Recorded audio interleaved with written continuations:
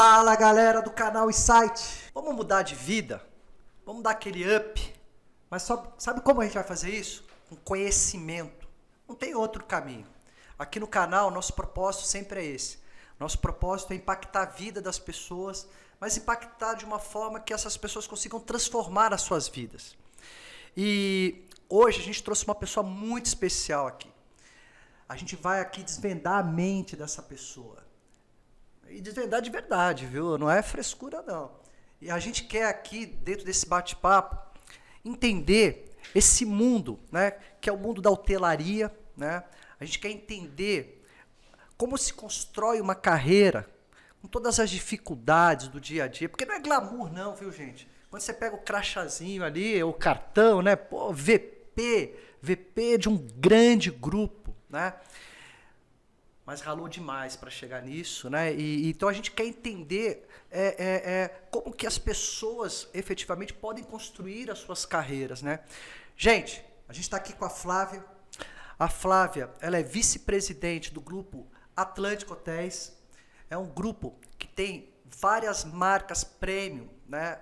Debaixo aí dessa estrutura. É a maior rede da América Latina, né? Administradora multimarcas da América Latina. Então a gente vai entender aí esse negócio, né? E como é que você consegue aí administrar um negócio tão grande?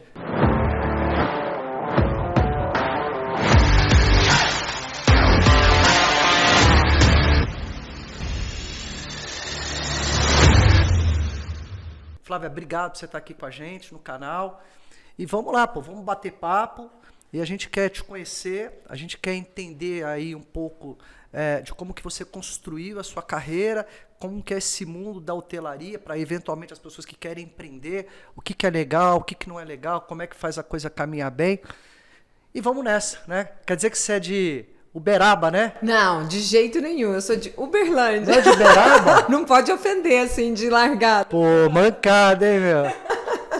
Bom, Anderson, primeiro, obrigada, super honrada de estar aqui, obrigada pelo convite, parabéns pelo projeto, muito legal esse desejo de impactar a vida das pessoas e levar conhecimento e fazer com que elas mudem o caminho, que é o caminho talvez mais simples a seguir, e pensar sobre possibilidades e oportunidades. Então, primeiro, parabéns, para mim é uma honra estar aqui, poder dividir um pouco e tentar compartilhar um pouco, e se a gente impacta uma pessoa já é bastante, né? A gente já traz uma alegria muito grande. Com um canal tão relevante, impactar mais pessoas é realmente uma honra para mim essa possibilidade. Então, muito obrigada. Enfim, estou na Atlântica, sou vice-presidente, cuido da área financeira e jurídica na Atlântica há 3 anos. A Atlântica hoje é a maior administradora multimarca da América Latina. Nós temos 170 hotéis sob a nossa gestão. A gente está falando de mais de 26 mil quartos que a gente administra em hotéis no Brasil inteiro. E são grandes marcas. Então, a gente administra marcas como Hilton, Radisson, Quality, Comfort, Wyndham, Ramada e vários outros aí que né, para não ser injusto com ninguém, tem várias outras marcas aí que a gente administra hoje. Deixa eu te perguntar, até antes mesmo da gente entrar no mundo dos negócios, né, desse mundo da hotelaria, é uma pergunta que para mim é muito importante. Todo mundo quando começa a sua trajetória e buscando construir uma carreira, sempre quer algo a mais, né? Assim, poxa, hoje eu comecei aqui, estou começando como office boy, eu estou começando como uma recepcionista e eventualmente eu quero buscar algo a mais. Como é que foi isso na tua vida? Vamos lembrar da Flávia, né? Lá atrás, o primeiro emprego. Como é que foi assim? Você começando o seu primeiro emprego, né? E quando a gente fala isso, eu quero entender de você o seguinte: se você já tinha em mente que você gostaria de fato de construir uma carreira, isso já era uma coisa que estava dentro da Flávia, uma coisa que estava ali pulsando, né? Como é que foi esse momento? E de fato, quais foram os gatilhos mentais que você teve naquele momento para falar o seguinte: pô, eu vou buscar algo a mais? Porque assim, é a mesma coisa que você monta uma empresa. Você monta uma empresa, todo mundo quer ter uma empresa vencedora, né? Mesmo que você está começando muito pequenininho, mas você quer uma empresa vencedora. E na carreira, na grande maioria das vezes, isso é uma coisa que também acontece. Alguns conseguem e outros, na maioria das vezes, acabam de alguma forma não evoluindo, né? Como é que foi isso na tua vida lá atrás, né? Como é que você teve essa O que te impulsionou a buscar isso? Então, volta lá pra gente lá. Legal. E eu acho que esse ponto é muito relevante porque eu não acredito em sorte e em destino. Eu acredito em construção e em meta. Se você...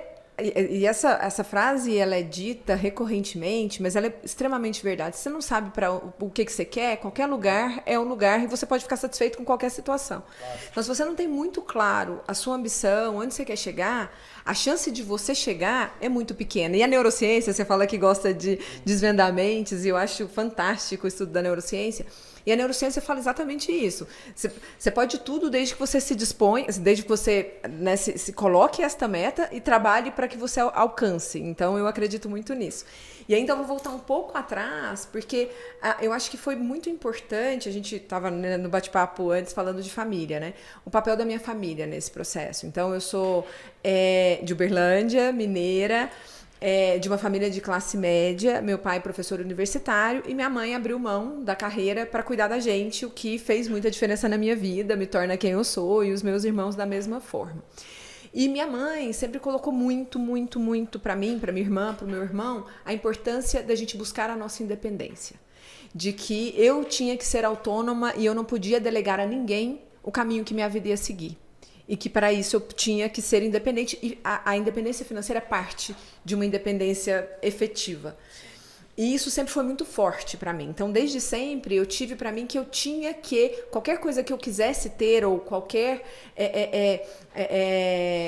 quando eu me formei, né, e eu acho que é interessante falar agora de mulheres empoderadas e tal, mas a gente tinha poucos exemplos de executivas, de mulheres poderosas e tal, mas eu sabia que... Então, a maior parte das minhas amigas, elas queriam casar bem, porque elas queriam ter uma boa condição de vida e tal. Eu nunca tive isso pra mim, eu sempre tive que qualquer coisa que eu quisesse construir ia depender de mim, ia depender do meu esforço e do meu trabalho. E eu sempre me encantei muito pela vida executiva. Então, por mais que não houvessem referências femininas, o conceito da vida executiva, das reuniões e tal, sempre foi uma coisa que sempre me chamou muito. Eu falei, acho que deve ser muito legal ser isso, né? E aí eu entrei na faculdade de administração. E sobre impactar as pessoas, eu tive o meu primeiro professor no meu primeiro semestre que me impactou e que fez com que eu desenhasse aquilo que eu queria ser. E aí ele trouxe isso, ele falou, olha, vocês podem ser qualquer coisa. Vocês que estão aqui hoje nesse primeiro período, vocês podem ser qualquer coisa. Vocês podem ser analistas, assistentes, CEOs, CFOs, grandes diretores. Depende do trabalho de vocês e o que vocês vão construir a partir de agora. E não pensa pequeno, pensa grande. Porque a chance de você pensar grande e não conseguir chegar é grande. Então, pensa grande, porque aí em qualquer lugar que você chegar, você já fala, eu tô ali perto, né? E naquele momento, eu falei, eu quero ser CEO. Eu decidi que eu queria ser CEO. E a partir daquele momento, eu comecei a estudar o que um CEO fazia para ser CEO. E aí, foi um pouco isso. Acho que naquele momento, eu tomei a minha decisão profissional, mas tomar a decisão só e desejar também não faz com que nada aconteça, né? E aí eu comecei a buscar, então eu lembro que eu assinei exame para ver o que os CEOs faziam, o que era importante ter feito para ser um CEO, e eu comecei a buscar, então é importante ter inglês, então eu tenho que ter inglês. Então é importante ter uma pós-graduação, então eu vou fazer uma pós-graduação. Então é importante continuar a minha formação. Então, e eu lembro que tem uma questão que eu lembro que isso no meu primeiro emprego sempre me incomodou, 5h30 acabar meu trabalho. Putz, como acabou o meu trabalho? Se eu trabalho 18 horas, eu tenho que trabalhar muito para ser CEO. Então, eu sempre buscava outras atividades para fazer, porque eu entendia que a dedicação e o empenho era importante para me levar para esse caminho. Então, acho que foi um pouco... eu acho que foi definitivo essa minha decisão naquele momento, essa minha visualização que eu quero ser, eu vou ser e tal. No final, quando eu entendi o papel do CEO, eu decidi que eu quero ser CFO e eu sou muito feliz como financeira e cuidando mais das questões financeiras. Hoje eu não tenho ambição de ser CEO, eu acho que eu sou mais feliz como CFO, mas foi naquele momento. Então, você colocou uma situação aqui que é assim, você facilitou muito a tua decisão no sentido de falar, peraí, para mim dar o próximo passo, eu tenho que ter curiosidade para aprender. Eu tenho que ter curiosidade para buscar conteúdo. E óbvio que isso gera um sacrifício, porque é um sacrifício de tempo, às vezes chega um final de semana que você poderia estar fazendo outras coisas e você está ali estudando, buscando informação. Ou seja, tem essa parte do sacrifício, né, que ela é crucial na jornada. Ninguém consegue chegar no topo se você não tiver um processo de sacrifício acontecendo aí, seja tempo, seja lá o que for. Na sua visão, e aí dando já um insight aí para a nossa turma, né, como que as pessoas elas deveriam encarar essa questão desse sacrifício como uma trajetória na sua jornada, né, e fazer com que, diante de um sacrifício, ela não desista, ela não abra mão de construir a jornada. Qual é a dica que você dá para essa turma? Eu até queria contar um pouco dos sacrifícios, porque as pessoas se impressionam, que é um pouco do que a gente até estava falando, né? Hoje eles me veem como vice-presidente financeira e jurídico, putz, que legal, uma mulher nessa posição, putz, que legal, que sênior e tal. Só que o sacrifício ninguém percebe. E eu tive poucas oportunidades de contar dos sacrifícios. Então eu acho que é super importante. Agora vamos lá. E eu acho que vale a pena porque eu acho que tangibiliza o sacrifício. Porque uma coisa tá bom, eu trabalhei horas e trabalhei finais de semana. Isso é uma coisa, mas eu acho que os meus sacrifícios e a minha vontade, o meu desejo de me tornar CEO foi colocado à prova várias vezes. E de forma bastante objetiva. E eu acho que isso é o que faz a diferença e demonstra se você realmente quer ou se você está fazendo de conta que você quer, né? Quando eu era analista de planejamento no Grupo Algar. O Grupo Algar é um grupo grande, ele é o maior, né? Uma das maiores empresas lá da região do Triângulo, mas ele é um grupo muito grande, investidor em tecnologia, em telefonia, e ele tem um investimento também em agronegócios, agora menor, e um investimento em turismo, com o Rio Quente Resorts, hoje a Viva. Eu trabalhava numa vice-presidência, eu apoiava o planejamento de uma vice-presidência no Grupo Algar, e a vice-presidência, eles fizeram uma reestruturação, ela deixou de existir. Nesse momento eu tive algumas opções de carreira, então, de posição, né? Eu podia ir para uma empresa de lista telefônica, que ainda existia na época. Olha isso, né? Olha, contando a idade, exatamente. Olha, revelando a idade. Não, mas você tem o quê? 28, mais ou menos? Exatamente, não, 32. 32. Ou ir para uma posição também de analista no Rio Quente. Qual foi o ponto da decisão? Eu lá, com os meus 20 e poucos anos, já tinha tomado algumas decisões definitivas na minha vida. Eu não queria sair de Uberlândia, então eu queria viver e morrer em Uberlândia. Só que eu continuava querendo ser CEO, mas em Uberlândia, e me desenvolver em Uberlândia. A posição para essa empresa de lista telefônica era em Uberlândia, só que era muito pouco promissora, né? Por motivos óbvios. E tinha essa posição no Rio Quente, que está localizado em Goiás, 200 quilômetros de Uberlândia, e aí eu tinha que abrir mão de estar em Uberlândia, das decisões que eu já tinha tomado antes. Eu era recém-casada, então eu estava casada há 1 ano, então eu tinha um apartamento lindo, recém-montado, tudo. Então, quando veio essa decisão para eu tomar, eu falei, putz, né, para onde eu vou? E aí é uma decisão de vida versus de carreira. O meu marido, à época, me apoiava, qualquer que fosse o caminho que eu fosse adotar. E aí eu conversei com meu pai é o meu grande mentor profissional, e meu pai falou, olha, claramente você tem muito mais caminho e muito mais possibilidade de crescimento se você for para o Rio Quente. Tudo bem. Então, fazia sentido, eu ia me hospedar, lá eles tinham, a gente tem aqui alojamento, pode ficar tranquila e tal. Então, na minha cabeça, mindset, vou para o hotel, ficar no hotel, trabalho, final de semana vou para Uberlândia e tá tudo fácil. A vida é um pouco diferente daquilo que a gente imagina, então, e o Rio Quente estava passando por uma crise muito profunda, historicamente a mais profunda, numa situação quase falimentar mesmo, estava numa situação extremamente crítica.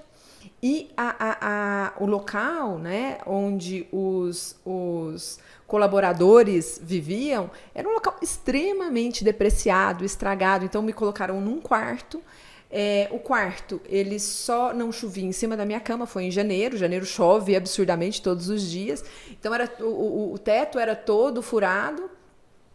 Eu tinha um frigobar mofado de 1980 e um guarda-roupa que não dava para utilizar porque ele estava bastante mofado também. O quarto inteiro chovia. Então, e eu tinha uma cama, que a cama era a que não servia mais pro hotel. Então, o colchão, ele já tinha um formato, assim. Então, eu falei, poxa, vou abrir mão do meu apartamento em Uberlândia, recém-montado, para morar num quarto que não tem condição de viver, porque efetivamente chovia. Eu conto, as pessoas falam assim, Flávia, não é verdade, é verdade. Só não chovia na minha cama. Ufa, porque podia chover também na cama, né? Mas eu tava tão feliz, né? Olhando pro lado bom, não chovia na minha cama. E aí, eu passei uma semana lá, enfim, hoje a gente tem milhares de canais, tem internet em todos os lugares, não era a realidade do momento, a gente tá falando dos anos 2000 ali, no começo. Eu levei uma TV que não pegava nem Globo. Então, assim, é realmente um ambiente que eu falei, eu não preciso, eu lembro que eu chorei bastante, eu falei, eu não preciso estar aqui. Eu tenho a minha família, eu não vou passar fome, eu não vou ficar desempregada por muito tempo, eu tenho atributos profissionais que me permitem estar num outro lugar, eu não vou ficar aqui. E voltei para casa no final da semana, para minha casa, e depois fui conversar com os meus pais e falei, eu não vou ficar lá porque não faz sentido, eu não preciso abrir mão de tudo isso. E aí meu pai me chamou e disse, o que você quer? Porque se você quer realmente ser diferente, construir uma carreira diferente da média, você vai ter que abrir mão do que a média não abre.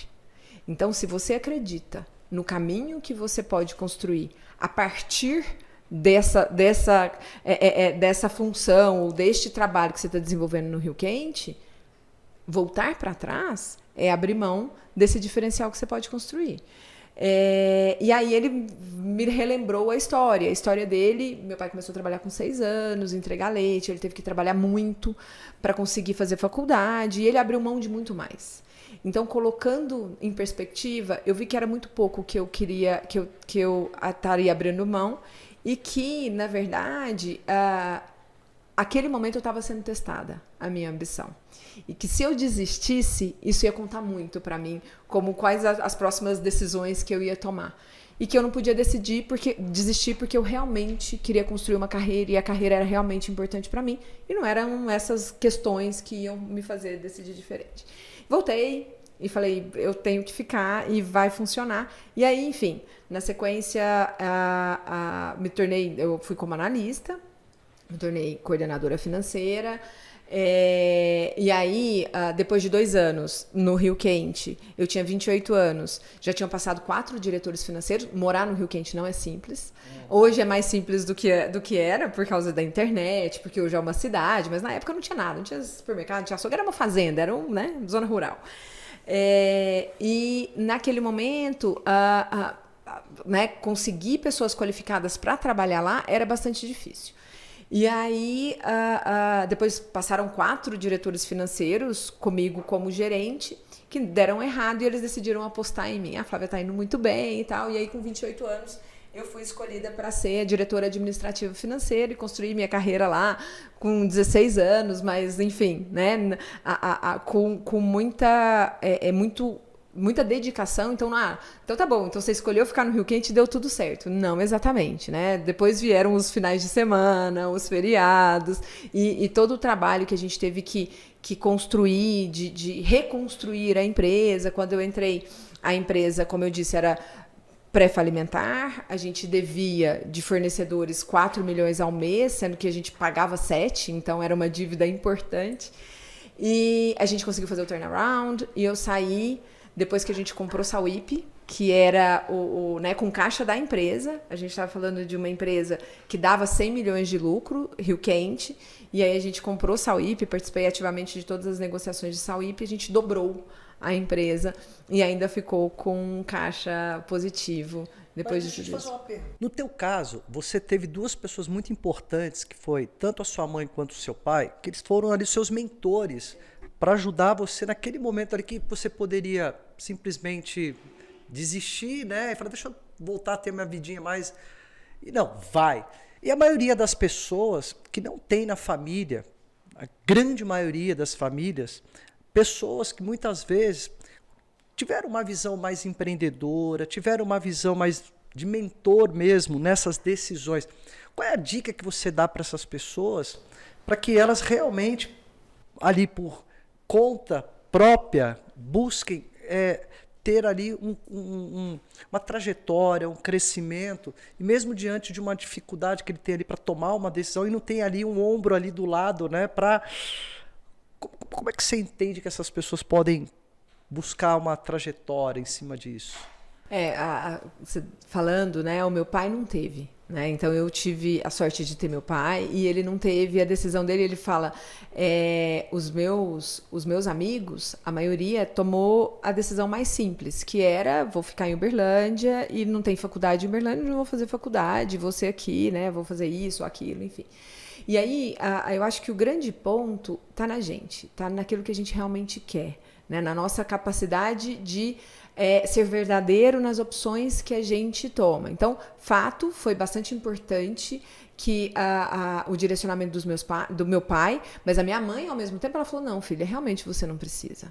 Você pode ficar. Você tem razão. Então, acho que a gente tem inputs de todos os formatos e que nos direcionam para qualquer lugar. No final, a decisão, embora sem dúvida eu fui influenciada pelo meu pai, mas a decisão foi minha. Claro. E eu podia ter decidido diferente. Eu acho que no final, as pessoas que não têm esse mentor, ela vai encontrar em amigos, em pessoas que realmente querem o bem, querem que ela se realize, o direcionamento. Mas a decisão tá na gente. Tá naquilo que a gente realmente acredita, e a gente tem que ter claro se o que nós nos propusemos é de verdade aquilo que a gente quer. Porque eu contei um momento em que minha ambição ou meu desejo foi testado, mas ele foi testado muitas outras vezes, em que você está sozinho e dá tudo errado e você fala, poxa, é muito difícil, eu não consigo. E aí você respira e fala, consigo, eu sou capaz e o que eu quero continua fazendo sentido para mim. Então eu acredito muito na nossa a capacidade de testar as decisões que a gente toma e a ambição que a gente tem e o caminho que a gente quer construir. E à medida em que você tem claro aquilo que você quer, você tem muita chance de seguir esse caminho de forma verdadeira e de tomar as decisões certas. E na tua jornada, né, até hoje, quais são os pontos que você considera mais importantes para você conseguir as oportunidades que você foi, de alguma forma, trabalhando ao longo do tempo? Quais são os seus principais atributos, né? E que isso, efetivamente, é importante para aquelas pessoas que querem construir uma carreira dentro das empresas. Quais são os pontos que você acredita que são os mais importantes? É uma pergunta difícil essa, né? Porque acho que tem uma série de coisas, mas eu diria que falando de mim, acho que determinação é, sem dúvida, o mais importante disso que eu venho falando, né, da questão da escolha, de ser verdadeiro com aquilo que você escolheu. Segundo, a capacidade de construir a sua jornada. Então, tá bom, eu quero isso, como é que eu vou fazer para chegar lá? E terceiro, o trabalho duro, a dedicação. Eu não acredito que as coisas vêm... Quer dizer, os exemplos que eu vejo, as pessoas com quem eu tenho contato, pessoas que têm sucesso, que são bem-sucedidas, muito poucas, porque, claro, tem aquela pessoa que herdou, né? A gente conhece pessoas que herdaram e tal, e, enfim, tiveram a felicidade de serem educadas para manter aquilo que herdou, mas a não ser pela herança... Foi muito trabalho. E mesmo com a herança, né? Eu tive muito contato com o pessoal do Grupo Algar, com os herdeiros e tal.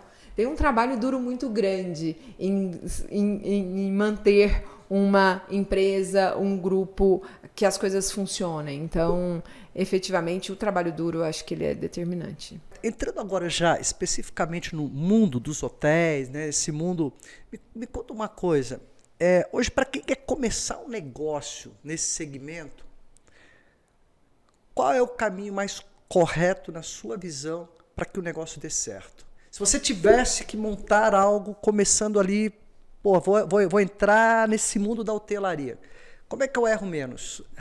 O setor ele é bastante diverso, né? Então, eu trabalhei por 16 anos no Rio Quente. O Rio Quente E aí a Viva, enfim, o Rio Quente é um hotel patrimonial. O que é um hotel patrimonial? Ele tem um dono, na verdade são dois, que investem naquele empreendimento e desenvolvem aquele empreendimento. Então, quando a gente pensa com este mindset, não existe hotelaria sem um investimento e um investimento relevante. Então, acho que essa é uma discussão. Então, no sentido de barreira de entrada, existe uma barreira de entrada importante, porque tem um valor investido grande ali num primeiro momento.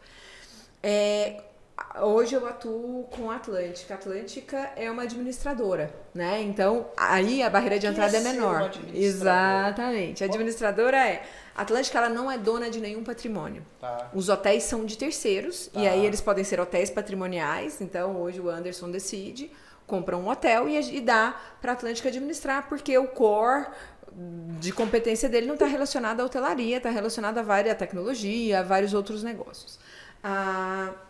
E aí a gente tem outros hotéis que são hotéis de fundo de investimento, hotéis que a gente chama de condotéis, em que cada um compra um apartamento ou uma cota à parte e coloca num pool de administração e dá para a Atlântica administrar. E a gente administra o hotel e distribui a rentabilidade. É um investimento, não é um patrimônio, na verdade ele é um patrimônio de renda, né? Então é um investimento imobiliário. Que é um outro formato também. Falando agora um pouco, né, do papel da administradora. Então, a responsabilidade da administradora é gerir da melhor forma o recurso, dar a melhor experiência para o cliente. Então, o nosso cliente, o hóspede, ele tem que ter a melhor experiência, aí depende da localização, depende da bandeira, depende do que se propõe o prédio, e entregar o melhor rendimento para o investidor, seja ele de um apartamento ou de um empreendimento inteiro. Para ser uma administradora, a barreira de entrada é pequena, porque não tem um investimento inicial. Mas a competência de administrar existe, né, uma complexidade grande. Quando a gente fala, né, para responder mais objetivamente a sua pergunta, quando a gente fala de entrar neste negócio, eu acho que a melhor forma de entrar é primeiro saber do que a gente está falando. Hotelaria não é simples. Por mais que seja um investimento imobiliário, ele não funciona como um aluguel de sala, porque existe sazonalidade, existe destinação do prédio, existe custos que não necessariamente a gente que se hospeda vê. Eu brinco que antes de trabalhar no Rio Quente eu nem sabia que existia alguém atrás do balcão. O máximo que eu conseguia perceber era o garçom e o recepcionista, né? Nem sabia que existia uma estrutura tão grande por trás. Então, acho que, primeiro, né, antes de entrar em qualquer negócio, existe muito conteúdo disponível e tem bastante coisa para você ler sobre como a hotelaria funciona, sobre quais são as grandes oportunidades, os grandes desafios da hotelaria. Mas eu começaria com o investimento em um quarto e entender a rentabilidade deste quarto.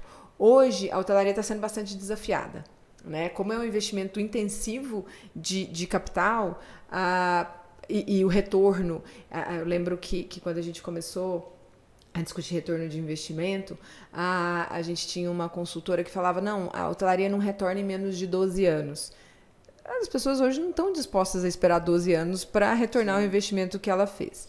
E no Rio Quente a gente tinha retornos de 1 ano e meio, 2 anos, porque a gente reinventou o negócio da forma que a gente construiu.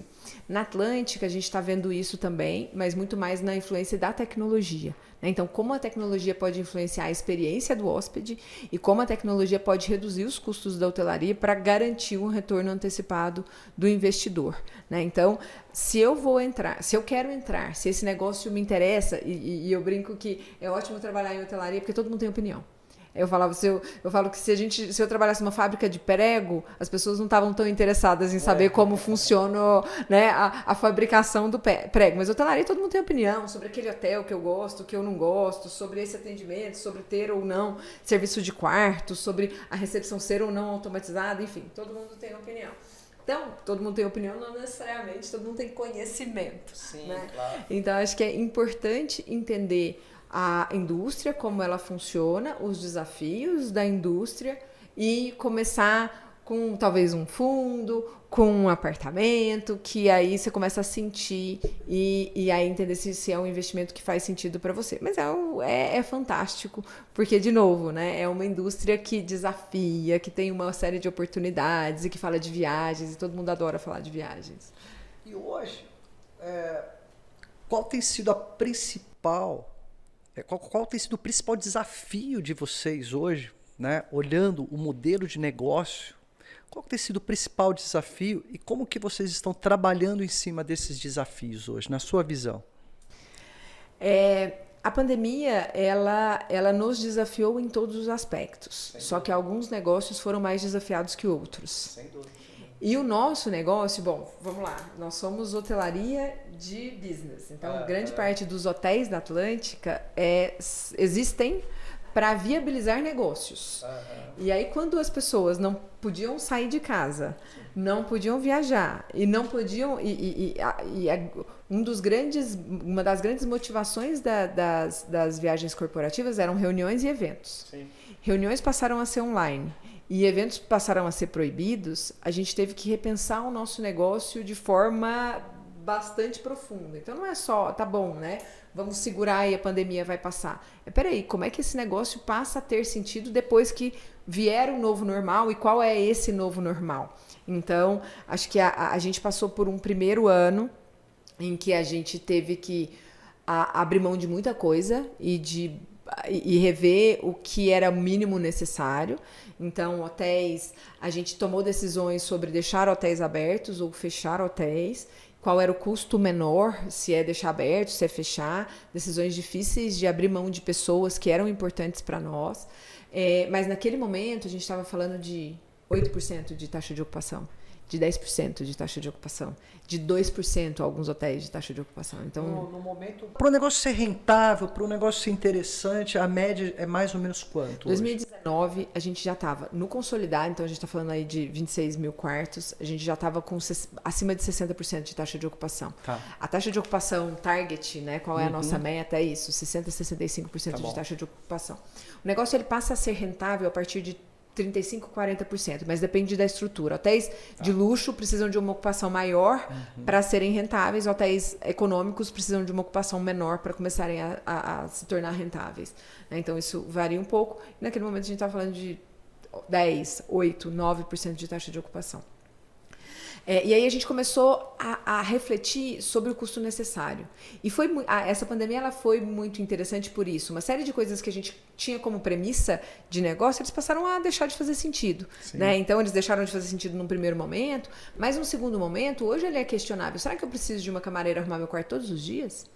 Será que isso é importante realmente para 100% dos hóspedes ou é importante para alguns hóspedes? Então a gente começou a desmitificar uma série de questões e a hotelaria precisa de muita proximidade. Será que precisa de tanta proximidade? Será que eu preciso realmente de um recepcionista? Será que eu preciso... Então a gente começou a questionar uma série de coisas, a gente começou a reestruturar os nossos prédios de acordo com aquilo que a gente entende que realmente é necessário e discutir questões que são talvez importantes para alguns hóspedes, mas não necessariamente para outros, e começar a tirar essas questões e começar a tirar esses custos que hoje eles deixaram de fazer sentido. E aí a gente começou então, enfim, né, olhando para desafios, hoje a gente está retomando. A gente descobriu na pandemia que o contato é muito importante. Então, por mais que sim, a gente possa fazer reuniões online, ela não substitui a reunião presencial. A reunião presencial, o aperto de mão, olhar no olho, é bastante diferente.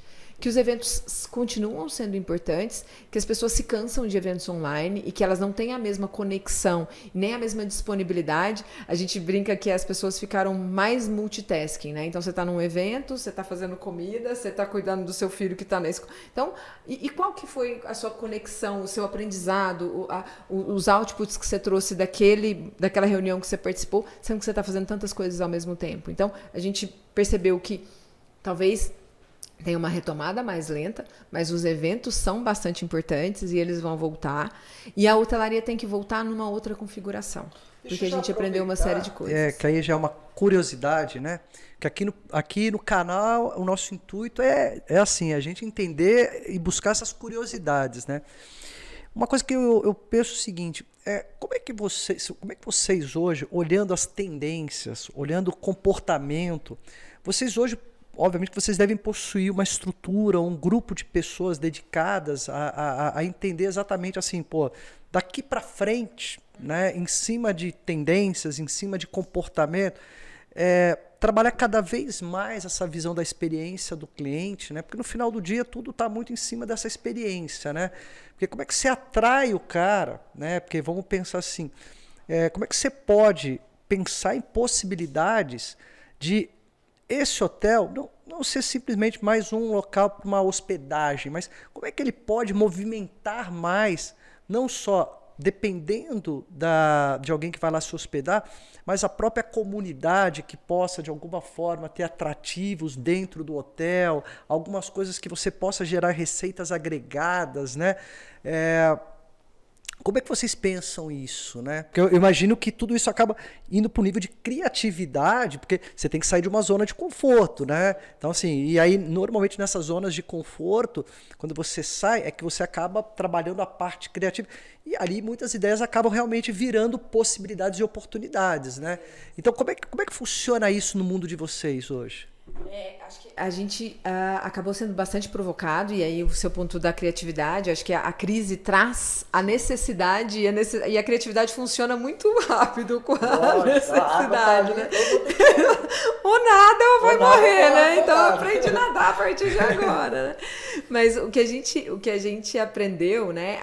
E aí aconteceu até bastante no começo, agora menos, é a questão dos hotéis como locais de home office. Então, você tem uma família de 2 adultos e 2 adolescentes, ou mesmo 2 crianças. De repente, você tinha a necessidade de se tornar 2 escritórios, né? E mais 2 salas de aula. Poucas casas tinham capacidade e estrutura para isso. Claro. E eu precisava de algum lugar para fazer isso. Então, a gente começou a alugar quartos de hotel para serem utilizados como home office.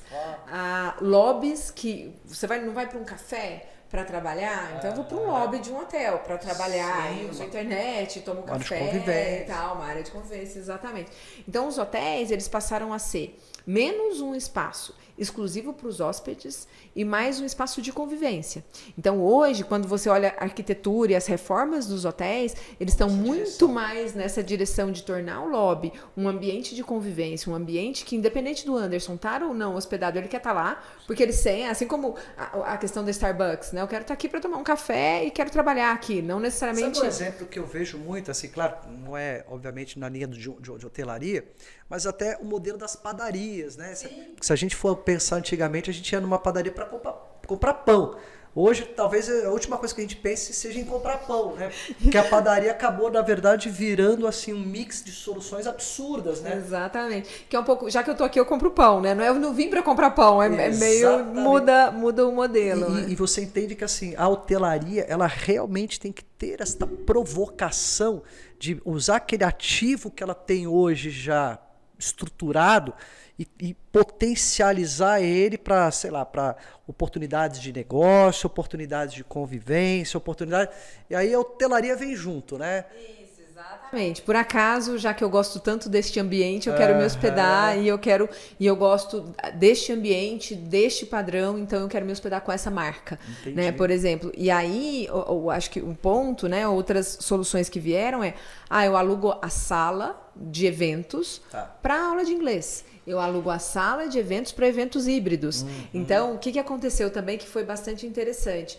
Já que grandes eventos foram proibidos, as empresas começaram a fazer pequenos eventos regionais, todos conectados na mesma plataforma, mas nós estamos juntos aqui, o pessoal está junto lá em Recife, o outro pessoal está junto lá em Porto Alegre, e aí todos estamos juntos na mesma plataforma, mas em micro eventos. Isso também, a hotelaria foi bastante utilizada neste contexto.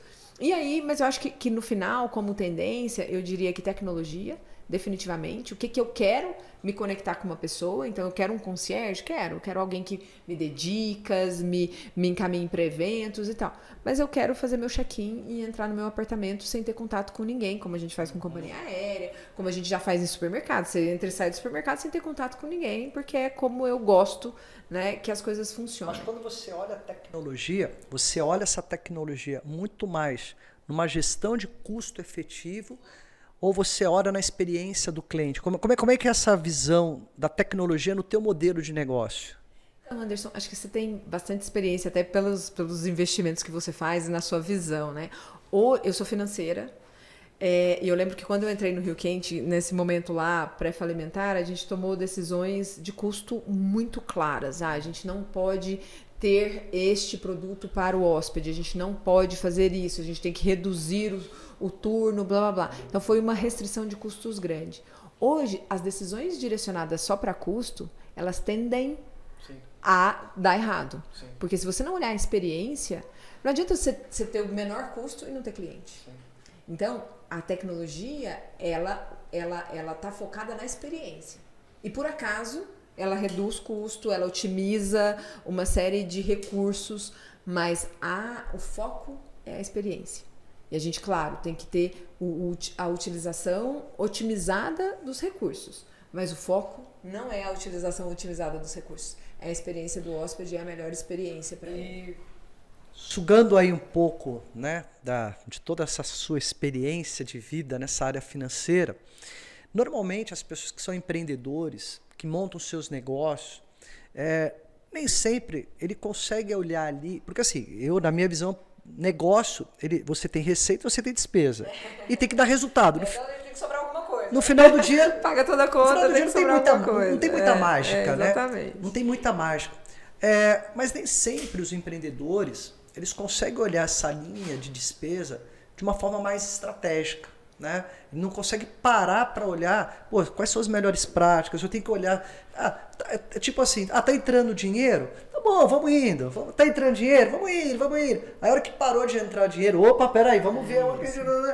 Mas será que não deveria criar os empreendedores, eles não deveriam criar uma dinâmica no seu dia a dia, nos seus negócios, de estar olhando realmente as melhores práticas de gestão financeira dentro dos seus processos, enfim, e buscando isso para redução de custos? Como que você entende que eles poderiam estar criando uma disciplina para isso no dia a dia? Porque é aquilo, né? Não se para olhar muitas vezes isso de uma forma como estratégia de negócio, né? Porque como você tem uma estratégia de venda, uma estratégia de marketing, mas você tem uma estratégia de custo, de gestão, como que esses caras podem criar uma disciplina para isso? Eu acho mas você fez uma pergunta, né? Se é necessário ter olhar e criar essa disciplina, eu acho que é fundamental. A verdade é que nós estamos hoje num mundo muito mais competitivo do que ele foi há 5 anos, há 10 anos, e isso só vai piorar. Então, se eu não cuido de otimizar o meu resultado, de garantir mais resultado, investir naquilo que faz sentido para o cliente, alguém vai fazer e em breve eu não terei cliente. Então, isso é muito claro. Então, eu tenho que me desafiar todos os dias a olhar para aquilo e entender se ele faz ou não sentido e como eu posso melhorar. Porque se eu não fizer isso, alguém vai fazer na minha frente, vai fazer melhor e eu vou ter um problema. Porque a questão de otimização do resultado, e eu falo, e a gente fala isso muito na Atlântica, né? Para que a área financeira existe? Para otimizar o resultado do investidor.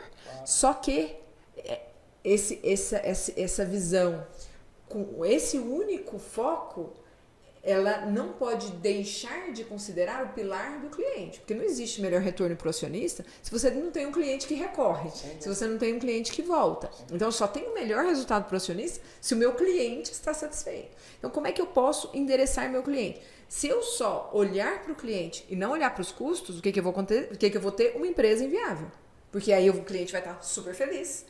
E os meus custos, no final eu vou ter as receitas, as despesas vão ser ou iguais ou maiores e eu vou ser inviável igual. Então, de novo, a gente tem um problema e uma inviabilidade de negócio. Não é o caso. Então, eu preciso olhar para os meus custos e ter disciplina de buscar as melhores práticas e como eu posso reinventar o meu negócio para que eu possa investir no cliente e que aí eu tenha um ciclo perfeito, que eu tenha um cliente satisfeito e melhor retorno para o meu acionista.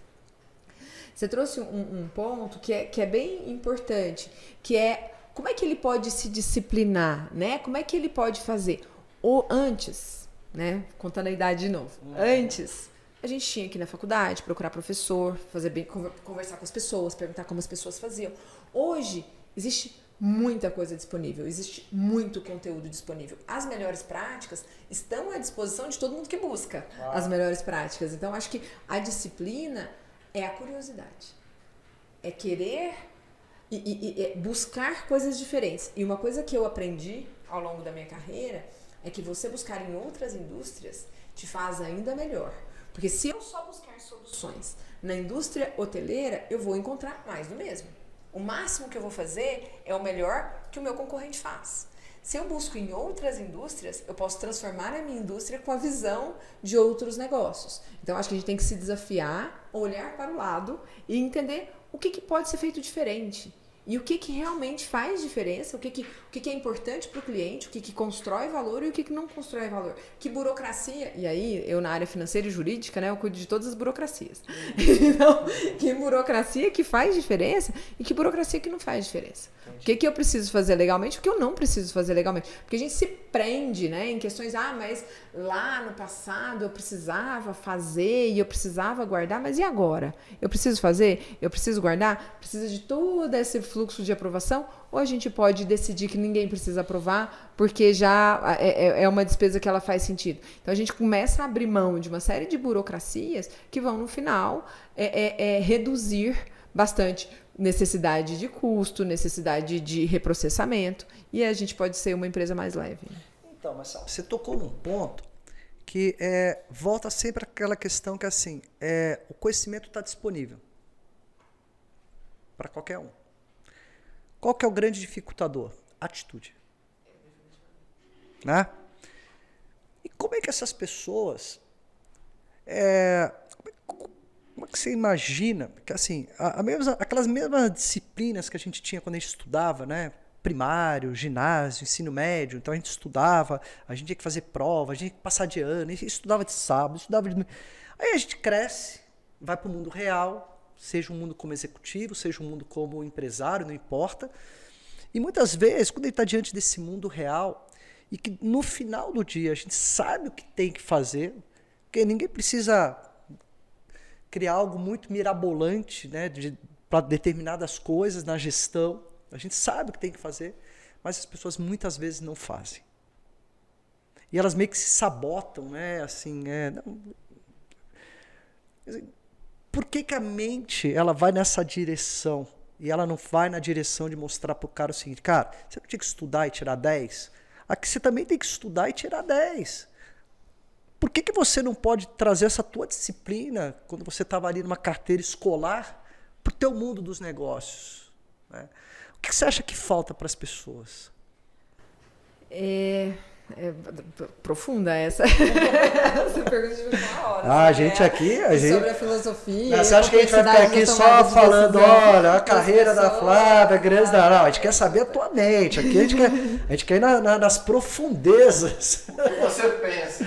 Mas o ponto para mim, que é um pouco do que é o meu maior desafio com os meus filhos, né?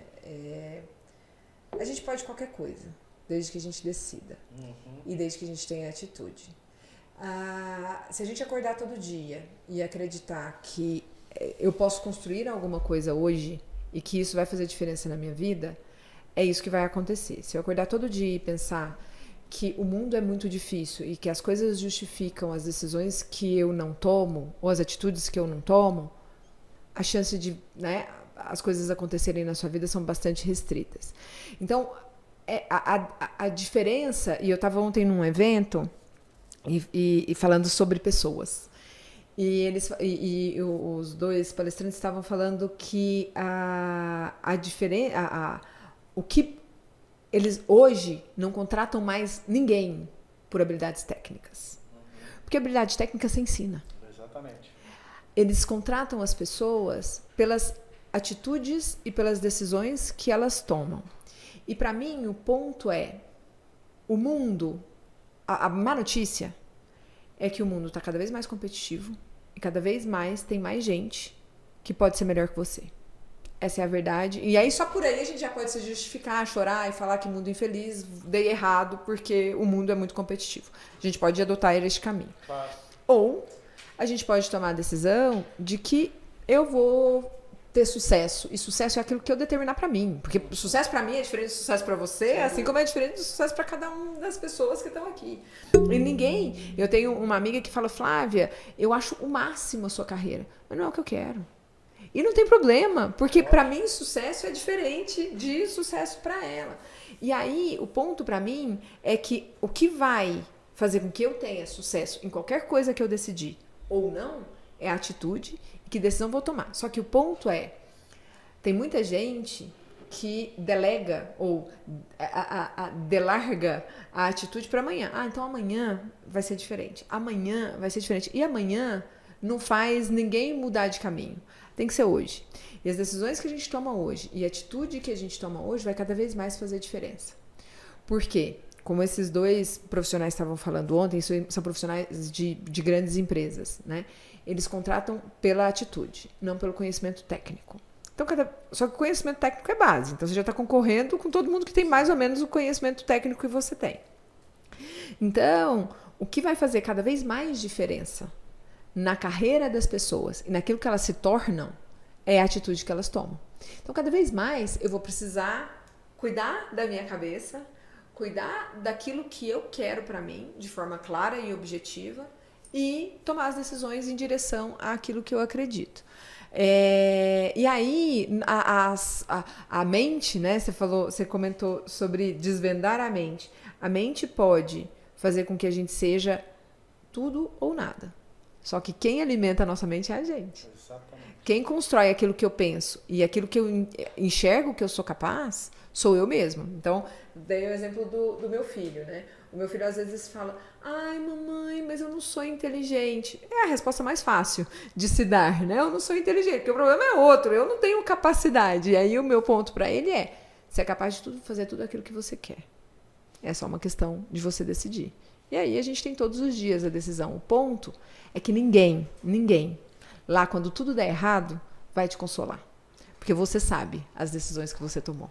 Então eu acho que a decisão de hoje é o que vai fazer diferença na sua vida no futuro. E aquilo que você fizer ou não fizer, então, né, voltando no meu exemplo, a decisão de não voltar atrás fez toda a diferença na minha vida. E ela sempre fez diferença na minha vida. Teve um momento da minha vida que eu tive pânico. E eu viajava toda semana e eu tinha pânico de avião. Então era muito difícil para mim entrar no avião e decolar. E aí uma amiga minha falou, Flávia, mas você com pânico, você nunca saiu? Porque várias pessoas saem do avião. Falam assim, ai, vai cair o avião, vou... E teve um dia especificamente que eu precisava fazer uma viagem. E o meu filho mais novo falou, mamãe, eu sonhei que você morria. E aí eu fiquei muito impactada com aquilo. E foi aquele dia que me preteja, sabe? E parece que o mundo vai acabar e eu tinha que pegar um voo. E na hora que eu fui pegar o voo, eu falei, gente, eu vou morrer. Porque eu já tinha pânico, né? E aí foi muito difícil. Já era muito difícil pra mim entrar no avião. E meu filho falando, mamãe, eu sonhei que você vai morrer e tal. E eu falei, eu não vou viajar. Várias pessoas não viajam.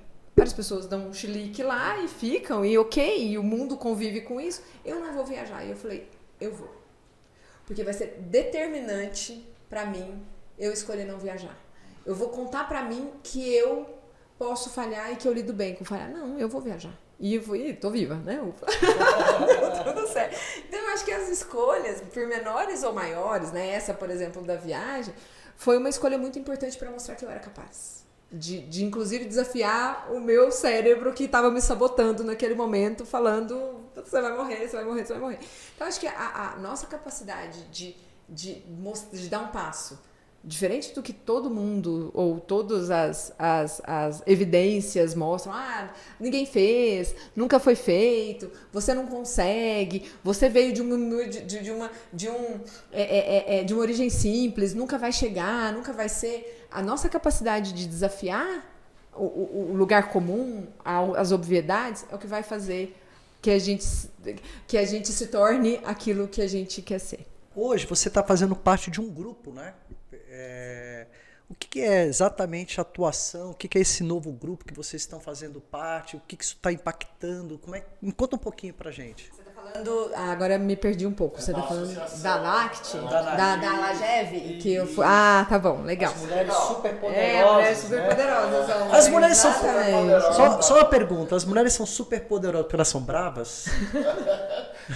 Você sabe que para mim, o ponto da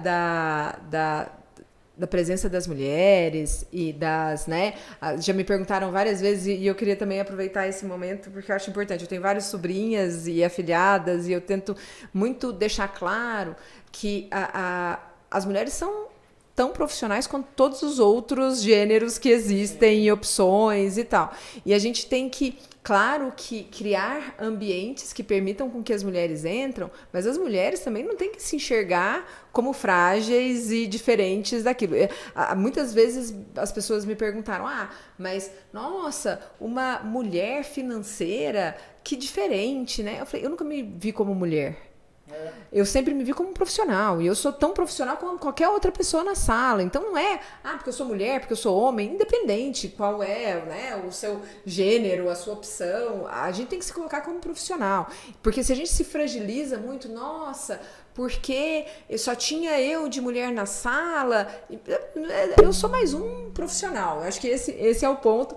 Mas neste momento de empoderamento feminino, a associação latino-americana de viagens corporativas tomou a decisão de fazer um grupo feminino, né, de mulheres, e eu acho que é uma questão de mostrar mostrar para a sociedade como as coisas funcionam, e eu gosto, né, a Giovana, que é a diretora executiva, ela falou, a gente precisa garantir ambientes diversos, e a diversidade não existe só com mulheres. Ela só existe se tem mulher, homem, enfim, né? Pessoas de formações diferentes, pessoas de lugares diferentes.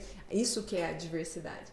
Mas a LAGEV é uma associação, como eu comentei, latino-americana de viagens corporativas, que existe para criar conteúdo e para viabilizar a interação deste mercado que ele é bastante diverso. Então, a gente está falando de agência de viagem, de fornecedores, que são hotelaria, companhia aérea, o pessoal que trabalha com eventos e também hotéis.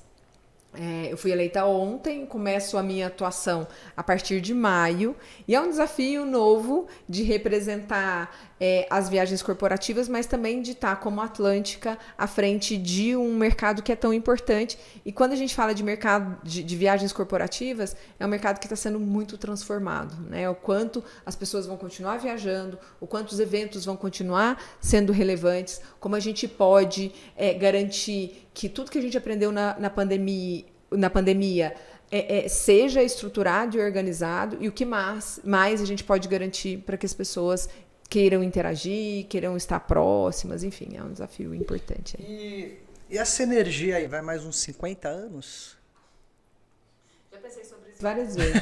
Eu tinha tomado uma decisão de que com 50 e poucos anos eu queria me aposentar, mas agora eu descobri que não estou nem na metade da minha vida, mas né? Ainda falta uns 25, né? 52 que você falou, né? Então, né? Tem chance ainda, né? Exato, até os 50 tem bastante, né? Bom, obrigada, Anderson. Só falhei aqui. Mas me fala uma coisa, e a gente costuma, né? Pelo menos eu costumo raciocinar muito em cima de, antes de você ser um executivo de sucesso, ou bem-sucedido, ou um empresário, existe um ser humano, existe uma pessoa que, de alguma forma, se ela conseguir buscar um equilíbrio na vida pessoal, né, isso acaba gerando uma força muito maior para a vida profissional. Como é que funciona isso para uma executiva como você? Anderson, eu estou muito inspirada na sua história e quero sair daqui melhor do que eu entrei. Mas realmente o equilíbrio, acho que tem um ponto, né, que quando eu me casei e tive meus filhos, eu falei, eu preciso do equilíbrio. E de lá para cá eu continuo buscando incessantemente, com bastante dificuldade. A vida executiva, ela nos exige uma dedicação que a gente tem que se monitorar. Tem um diretor que trabalha comigo que ele fala o seguinte: Flávia, eu não trabalho finais de semana e à noite porque você está me pedindo, é porque eu gosto. E o fato é que o meu trabalho não tem a ver com eu preciso entregar isso, eu preciso fazer aquilo. Tem a ver com o meu prazer. Ele está muito relacionado com o meu prazer. E aí o equilíbrio começa a ficar também mais complexo, né? Porque quando você faz uma coisa que você gosta de estar ali dedicado. Só que, de novo, né, não existe equilíbrio sem uma vida familiar saudável, uma vida emocional saudável. E se a gente tem só um desses Uma vertente ali, né? resolvida, as outras precisam estar resolvidas também. E aí, eu acho que é uma busca. Para mim, o equilíbrio é uma busca. Estou melhor do que já estive, então estou evoluindo. Acho que hoje a disciplina é a grande palavra. A gente tem, né? Eu tenho no trabalho a fonte de grande parte do que eu gosto de fazer e de construir e de deixar legados, mas eu tenho 2 filhos, um marido que me suportam, me admiram, mas que também me demandam. E quero, né, seguir espiritualmente evoluindo e quero seguir mentalmente evoluindo. Então, um dos valores grandes e alicerces, a gente estava comentando antes, né, sobre os alicerces e os valores que a família nos traz. E um dos alicerces grandes que minha família me trouxe foi a disciplina. Eu acho que cuidar para que você tenha horários para fazer as coisas, para que você se dedique àquilo que é relevante, é muito importante. Então, eu comecei em 2000 e... tenho 5 anos, não, tenho 3 anos, a fazer meditação. E aí, eu aprendi a meditação transcendental, que são 20 minutos, 2 vezes por dia. E aí eu comecei a fazer, bastante disciplinada. Agora, 20 minutos, 20 né? Minutos marcando, exatamente. E aí eu comecei a fazer e tal, e aí eu comecei enfim, aí tem a meditação, tenho tempo com os meus filhos, tenho tempo com meu marido, tenho trabalho, tem as responsabilidades de casa, que não entram em nenhum desses, né? Não é tempo com o marido, não é tempo com os filhos, né? Mas as crianças têm que comer, tem que garantir que a casa funcione, enfim. Tem atividade física. E aí, o equilíbrio também, a gente não consegue fazendo tudo plenamente. Então, tem escolhas. Então, tem dia que eu medito, tem dia que eu faço atividade física, tem dia que eu consigo ficar mais tempo com os meus filhos, tem dia que eu consigo ficar mais tempo com o meu marido, mas plenitude em tudo, eu não consigo. Você acredita que quando você está melhor, tem mais harmonia nesses aspectos, né? Da tua saúde, da tua família, esporte, enfim, você acredita que isso influencia demais no teu dia a dia profissional? Definitivamente. Você acha que isso porque assim, por mais que você tenha percorrido uma trajetória de busca de conhecimento, de uma série de coisas, ter esse alicerce de alguma forma bem conduzido faz a diferença porque você é uma pessoa muito estratégica, né? O teu dia a dia, claro que você tem a rotina, mas você tem uma rotina muito estratégica de tomadas de decisões. Sim. E essas decisões impactam em vários resultados. E, obviamente, que decisões são tomadas pela mente, né? E se você tem uma mente que está de alguma forma mais equilibrada, você vai estar mais inspirada, você vai estar, enfim, uma série de coisas. Você acha que os momentos que você não conseguiu decidir bem alguns assuntos, você acha porque você não estava nesse outro lado, de alguma forma mais equilibrado? Você acha que isso impactou? Acho que isso impacta definitivamente. Acho que a forma com que a gente consegue lidar com as nossas 24 horas do dia e as escolhas que a gente faz, e às vezes são escolhas, às vezes não são escolhas necessariamente, a gente é levado, né? Elas definem como a nossa mente está preparada e a nossa capacidade de tomar decisão. O exercício da meditação, ele permite uma consciência muito maior. Então, eu sou uma pessoa extremamente pragmática. Então, eu resisti muito a esse processo de meditação e tal, até ter provas científicas de realmente fazia sentido, que você conseguia ter uma mente mais preparada para tomar decisão, para reagir. Eu acho que a tomada de decisão, ela não necessariamente ela é estratégica e não necessariamente você tem o tempo que você precisa ou as informações que você gostaria. A tomada de decisão, ela envolve uma série de questões, né? E aí, quando a gente tem uma mente estressada, ocupada ou cheia de apenas um assunto ou de apenas uma questão, a gente não consegue tomar as melhores decisões, porque efetivamente a nossa cabeça está processando de uma forma ineficiente. Quando você consegue fazer uma atividade, e meditação pode ser qualquer coisa, né? Enfim, eu escolhi um caminho, mas pode ser qualquer coisa. Quando você tem uma mente que você consegue, que você exercita, né, de outras formas, então hoje eu corro. Por exemplo, correr para mim é uma forma de processar as informações de forma diferente. Outra coisa que a neurociência também traz, dormir. Quando a gente dorme é quando a gente aprende. É quando o nosso cérebro consegue processar tudo aquilo. Você consegue se dar aquela desligadinha. Aí volta no ponto. Porque imagina, né? Você é uma pessoa tão ativa, né? Imagina, e o momento do sono ali é um momento que meio que você tem que dar aquela desligadinha, né? E aí, como é que é isso? É tudo um ciclo. Uhum. Então, se você tem um dia em que você faz atividade física, em que você consegue se desligar ou se desconectar deste mundo enlouquecido que a gente está vivendo, se você consegue ter momentos como esse de conexão, você consegue meditar, eu durmo super bem. Legal. Nos dias em que o dia passa atropelando e que não. Então, acho que eu brinco que eu odeio ficar mais velha, envelhecer, porque envelhecer faz com que a gente durma pior, né? Eu, antes, mais jovem, dormia muito melhor do que hoje, mas eu acho que ter uma vida consciente, que é fazer escolhas, entender o que as escolhas e quais são as renúncias das escolhas que você está fazendo, faz com que você perceba, faz com que você tenha melhor qualidade de vida. Então, a pergunta, você dorme bem? Esse ano melhor do que o ano passado, o ano que vem melhor do que esse ano. Então, acho que é um exercício de lá em casa a gente escolhas. aumentou as garrafas de vinho, também né? funciona. Então tá indo muito super. Pelo menos estamos dormindo bem ultimamente. Você sabe que eu aprendi isso também, hein, Anderson? Que o álcool, e para mim funciona, que o álcool permite um sono inicial profundo, só que depois ele traz para superficialidade e tal. Então, se você não tem todas as outras... É um momento muito light, assim, eu acho que nunca pode estar associado com uma coisa muito pesada, não, né? Então, assim, que é um momento, uma música mais relaxante. Que é a desconexão, exatamente. Você meio que se desconectar de tudo, né?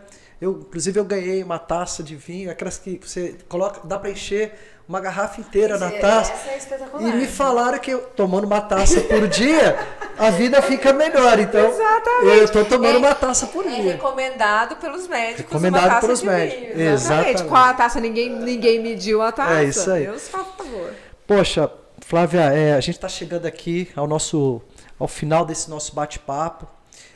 O intuito realmente aqui é que as pessoas elas possam entender que todas são capazes de construir, né? Sejam suas carreiras, sejam os seus negócios. E os insights que a gente consegue, de alguma forma, puxar, eu acho que isso ajuda muito, né? Então você deu vários inputs aqui, você deu vários insights aqui, e eu acho que... porque a gente não vem pronto, né? No sentido de como uma fórmula de bolo, né? A gente vai pegando, né? E aí vai vendo aquilo que faz sentido para a nossa vida. Eu costumo dizer que quem quer ensinar fórmula de bolo, né? Todo mundo tem que fazer assim, com essa. Isso não funciona. O que funciona são insights. E aí isso para mim funciona, isso para mim não funciona. Então eu quero te agradecer muito por esse momento que você teve aqui com a gente no canal. Antes disso, temos pergunta aí da nossa galera? E aí? Temos alguma pergunta? Ou a gente supriu? Vocês acham que a gente supriu as curiosidades aqui com a Flávia? Seja na visão executiva, seja na visão de entrar um pouco aí nesse mundo da hotelaria. O que vocês acham? Ou vocês estão tudo com vergonha e não querem falar? Eu acho que a Flávia mandou muito bem. Muito obrigada. Você viu que eu tenho um fã aqui incondicional, que é o Richard Coração. Te falar, viu? Mas esses caras tudo puxa saco. Mauro, a gente não eu perguntou... que vim de Uberlândia. Tá levando Mineiro. É isso. Ó, tá deixa eu te falar, a gente aqui tá exatamente. com. O pessoal tem até comentado com a gente, porque tá meio uma máfia dos mineiros aqui. Ah, é? Tá Outro só- dia só- veio o Diego, que é do iFood, outro dia veio o Peçanha, que é da Rocket Conto, que é lá de BH. Então, assim, tem uma mineirada que tá meio. Que culpa nós, mineiros, temos de sermos, né? A gente não nasce, a gente estreia, né? Sermos um sucesso Essa mineirada, hein? Dominado, né? da Dominada, É exatamente. isso aí, Flávio. Obrigado pelo seu tempo aqui com a gente, por você compartilhar. É aquilo que eu costumo dizer, eu não acho que a gente vê o mundo só pra gente acumular tudo isso que a gente, de alguma forma, foi trabalhando ao longo do tempo. Eu acho que a gente, sim, a gente tem que impactar a vida das pessoas. Eu acho que essa é uma fase do fechamento do nosso legado, que maior parte do nosso tempo daqui para frente, né, é cada vez mais impactar e ajudar as pessoas, né? Então eu quero te agradecer muito por isso e deixo um recado final aí, manda um beijo aí para os seus filhos, para aquela galera, para o maridão, né? Tem que mandar um beijo aí, senão depois você é cobrado, né? Exatamente. Obrigado mais uma vez. Insighters, show de bola aqui. Não esquece de seguir a gente, não esquece de compartilhar, não esquece de falar para a galera o seguinte: só tem uma chance na vida, conhecimento. Se alguém falar para você que existe alguma outra chance de você mudar aquilo que você está hoje buscando, seja questões pessoais, profissionais, financeiras, é através do conhecimento. E conhecimento com gente que de alguma forma já percorreu uma estrada. É isso aí, galera. Obrigada. Obrigado, viu? É isso aí. Obrigada. Falou, gente!